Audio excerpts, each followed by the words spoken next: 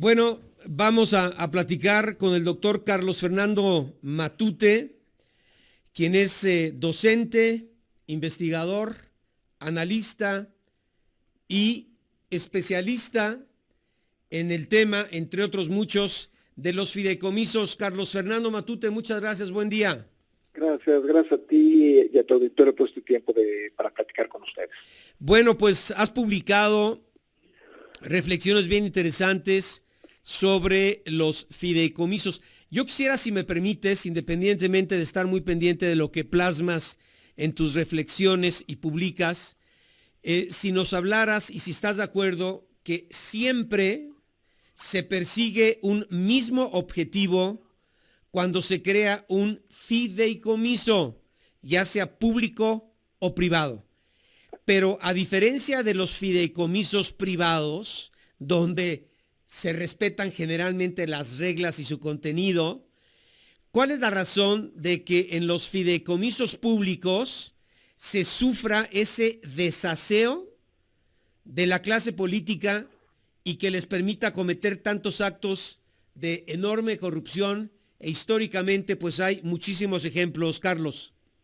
Es muy importante lo que estás comentando, que el fideicomiso público y los privados, todos en general, tienen fines específicos para llevar a cabo cuando se determina un recurso para los mismos, cuando el fideicomitente los aporta.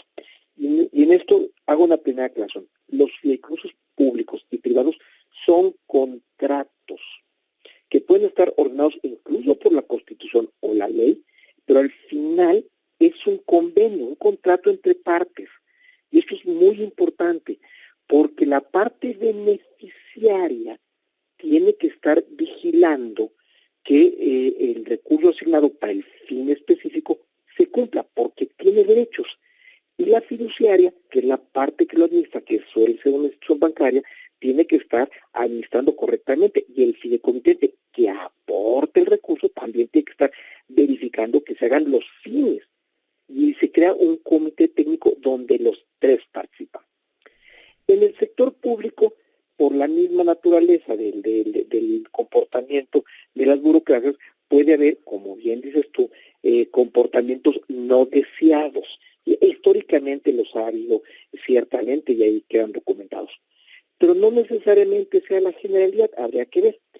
Lo que importa es que el fideicomiso, en contraste con a veces gasto presupuestal, existe un comité técnico donde participan las tres partes y ahí se revisa con reglas objetivas la asignación de los recursos al fin para el que está señalado. Y esto es muy importante señalarlo. El fideicomiso público puede convertirse en ciertas circunstancias en un instrumento de mayor transparencia que el gasto que se determina solamente a propuesta del secretario de Hacienda y Crédito Público y que determina el presidente. Y esto es el gran cambio con respecto al Fonden. Cuando existía el Fonden, hay un comité técnico con reglas de operación en el que participaban muchas personas en la determinación, primero, de si se requería otorgar recursos del Fonden a un desastre natural que se tenía que demostrar y después para qué se iba a llevar a cabo. En cambio, en la circunstancia actual, los que deciden cómo se distribuye ese recurso, pues al final va a ser el presidente con la propuesta del secretario de Hacienda y Crédito Público, y entonces es menos transparente, más político en términos reales. Puede que mejor orientado, no sé, habrá que ver cómo lo orienta el presidente, pero menos transparente. Este es el punto fundamental. Cuando existía el Fonden, había un comité técnico donde incluso participaban Gobernación y las secretarías que solicitaban el dinero y la fiduciaria, en el que se analizaba objetivamente el destino de los recursos. Ahorita no, ahorita va a ser, pues a designar el presidente, como ya lo vimos ayer. Ayer prometió 61,000 millones de pesos que él acordó con el secretario de Hacienda y Crédito Público para destinar recursos, pues aparentemente con un elemento político muy importante. Oye, sí. Si se revisan los puntos de las acciones, muchos son gasto clientelar, mucho va a sus programas sociales estrella, donde él controla el dinero y a quién se le va a otorgar. Y en cambio, en el fondo, eso pues tenía menos riesgo de ocurrir. Oye, bueno, sabemos, Carlos Fernando, que el avance de transparencia en México pues muy relativo, pero la clave que tú la debes tener por tu amplio conocimiento, ¿qué permite que los fideicomisos puedan ser, y voy a utilizar estos términos, manoseados y manipulados por quienes están a cargo de los mismos por parte del gobierno federal en las distintas administraciones, ¿no? En cada uno de los sexenios. Yo recuerdo el famoso de Bahía de Banderas, que bueno, quienes estuvieron encargados de manejar tantos miles de millones de pesos, pues siguen siendo unos hombres riquísimos y sus bisnietos pues no hacen absolutamente nada y siguen gozando de una vida de magnates, ¿no?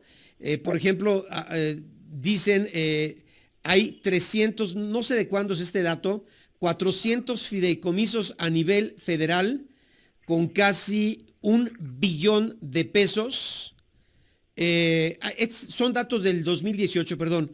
374 fideicomisos a nivel federal con 835 mil millones de pesos, que equivalían al 16% del todo el presupuesto para el 2018, y no había avances en la rendición de cuentas. ¿Por qué en los públicos sí se puede y en los privados no? El mecanismo entre los públicos y los privados es muy similar. Y la posibilidad de que se desvíen recursos públicos sea tanto en el manejo del presupuesto directo como en los fideicomisos públicos. Así como se ponen ejemplos del mal manejo de los recursos públicos dentro de los fideicomisos, también hay ejemplos de mal manejo de los recursos públicos en el presupuesto directo. Y ahí está lo que pasó lo que ha pasado en muchos ámbitos donde el presupuesto se gasta sin utilizar el fideicomiso. El fideicomiso en realidad es un instrumento financiero, en sí mismo no es malo, ni bueno, ni menos corrupto, ni menos propenso a la corrupción, ni más propenso a la corrupción. La corrupción se puede dar en el gasto directo, cuando se ejerce una partida presupuestal, o cuando se utiliza los fondos de un fideicomiso. Yo estoy de acuerdo contigo. Incluso podemos dar ejemplos, este sexenio, que no es el momento, donde el dinero se ha desviado de las partidas presupuestales en que exista presupuesto. Lo que pasa es que el fideicomiso se utiliza para generar garantía de que un dinero se va a destinar a un fin específico. Sí, exacto. Y se va generando ahorros para ese fin específico. Por ejemplo, el presidente dice, prevalece el Fonden. No, el Fonden se extinguió en 21. Eso se extinguió. Lo que existe es una partida presupuestal destinada a la atención de desastres naturales. ¿Cuál es la diferencia? Cuando existía el Fonden, en la determinación de quién de cómo se iba a utilizar el recurso y a qué se iba a destinar, participaba Gobernación, Hacienda y los estados y la fiduciaria. Ahorita, en la determinación de cómo se va a utilizar ese recurso de partida presupuestal para atender la emergencia en Acapulco, la va a decidir el secretario de Hacienda y el presidente de la República, con el mismo riesgo de desviación. Es más, en mi opinión, cuando no participan muchas personas, como si un comité técnico de un fideicomiso, el riesgo de desviación es mayor. O sea, cuando dos personas se reúnen en Palacio Nacional a determinar el destino de esos 61 mil millones de pesos, hay un mayor riesgo de desviación que cuando eso se decide en un comité técnico con reglas de operación, que es la garantía que da un fideicomiso público. O sea, esta idea un poco exagerada de que los fideicomisos son en sí mismos una forma de corrupción, no es correcta. Ahora bien, esta surge porque antes del 2003, antes de la ley de transparencia, los fideicomisos públicos se escondían en el secreto bancario para no dar información. Pero a partir del 96 primero y del 2003, esto ha ido cambiando paulatinamente. Sí. Y incluso, actualmente en el gobierno federal, pues habrá medio billón de pesos en fideicomisos públicos. que se reportan trimestralmente por la Secretaría de Hacienda. Pero a ver, perdón, tenemos que ir a una pausa, Carlos Fernando, pero ¿por qué se ha permitido tanta corrupción históricamente en estos 400 fideicomisos que existían hasta el 2018? Me gustaría tu respuesta, si me das chance, después de 3 minutos. Estoy platicando con el doctor Carlos Fernando Matute González. En tu muro. Grupo Mario Beteta.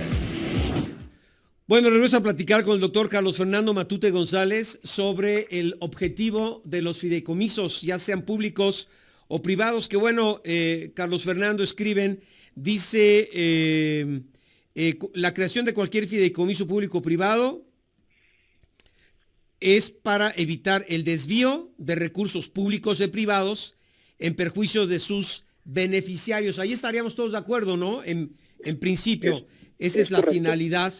Pero sigue la pregunta, y yo creo que ahí tiene mucha razón el presidente cuando dice, bueno, cuando él llegó al gobierno, este dato, y si no nos debes de corregir, hasta el 2018 había 400 fideicomisos públicos, casi 400, a nivel federal, pero fíjate, solo 19 de estos casi 400 contaban con una estructura que permitía su fiscalización y seguimiento.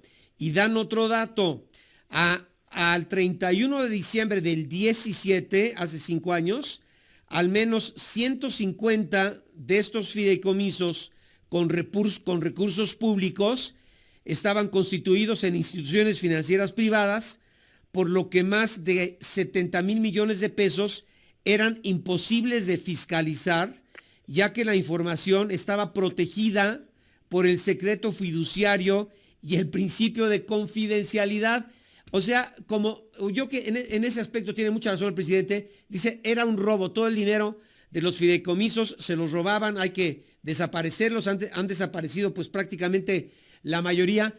El problema es que todos estos recursos, que son casi 1 billón de pesos, pues me imagino que se integraron directamente a la Tesorería Federal y de nueva cuenta, ahí se vuelve a perder el destino y la etiquetación de los mismos, y quizá, bueno, pues también se siguen prestando a muchos actos de corrupción. Carlos Fernando, adelante.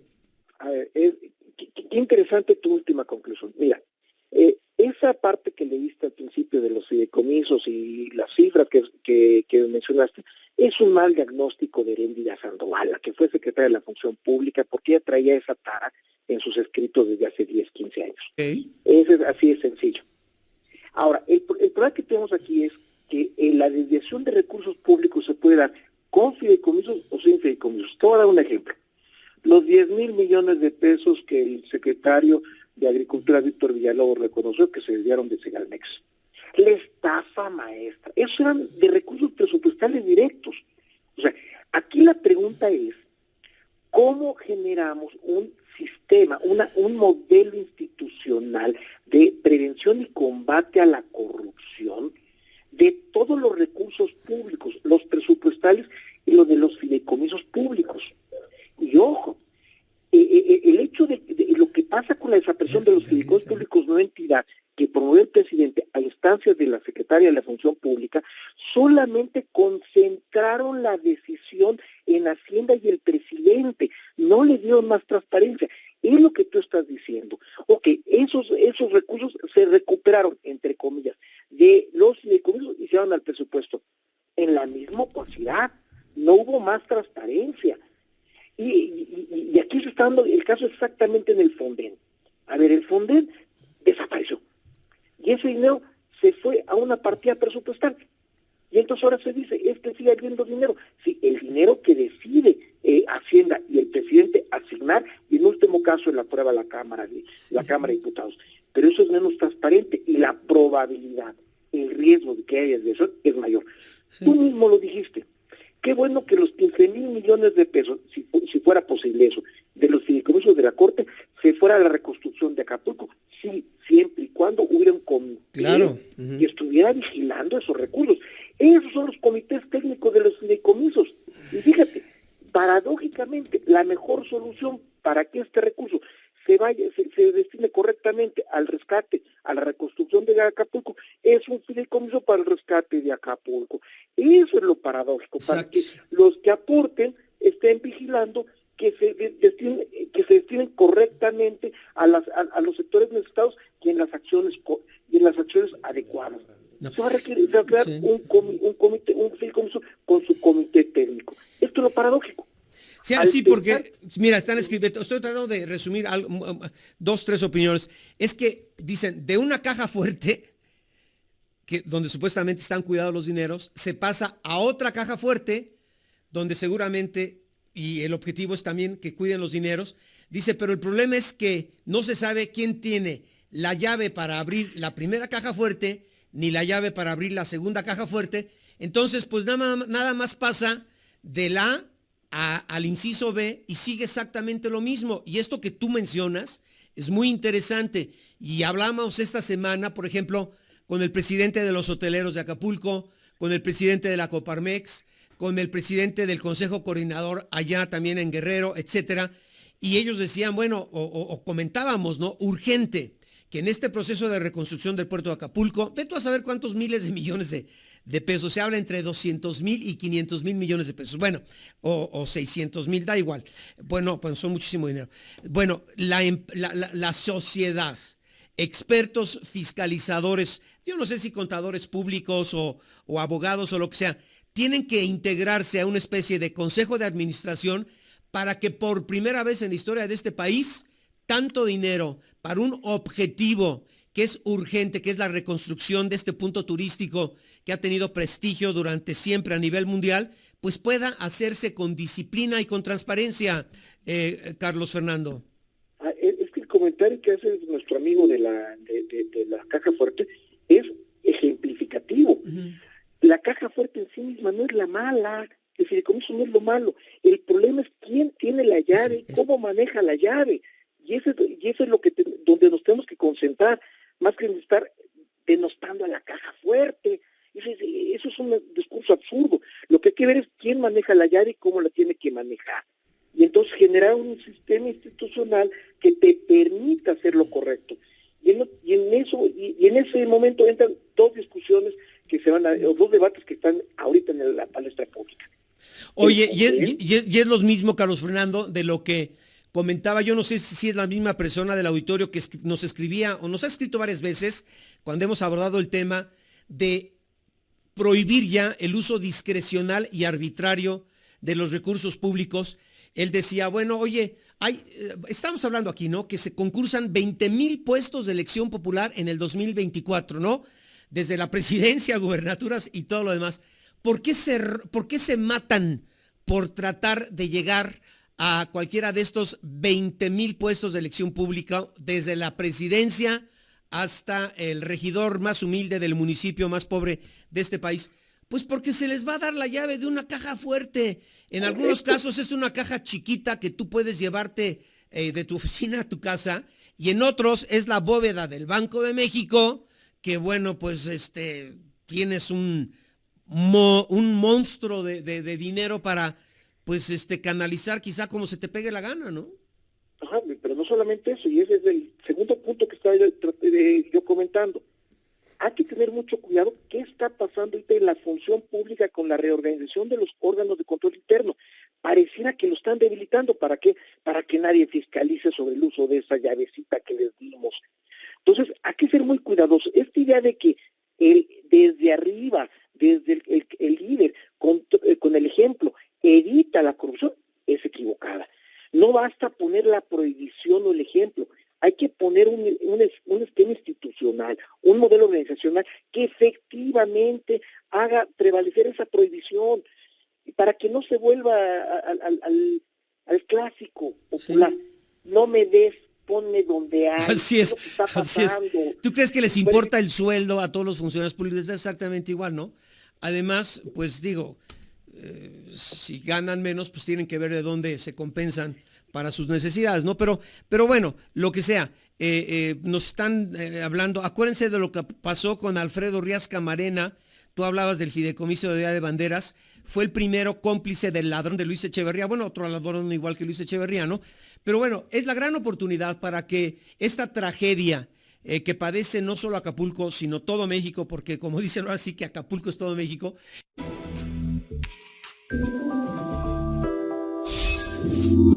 a través de muchísimos actos de corrupción. Pero bueno, a ver, rápidamente y luego pasamos ya a la parte final de la gran oportunidad que existe en este momento tan difícil por el que atraviesa México, porque decíamos todos los mexicanos son Acapulco o Acapulco es México, para la reconstrucción del puerto.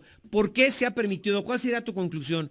¿Por qué en los fideicomisos públicos, dices tú, no está bien la cifra, no sé, casi 400 que existían hasta el 2018, se han permitido tanto desvío de estos recursos? ¿Por qué? A ver, voy a hacer una pequeña paréntesis que está vinculado con lo que tú dijiste del fideicomiso Bahía de Banderas y Echeverría en los años 70. Bueno, dos rateros, Luis Echeverría y Alfredo Ríos Camarena, ¿no? En el libro del Nuevo Derecho Administrativo que escribí con el ministro Valls, desde el 2003, ya habíamos señalado eso.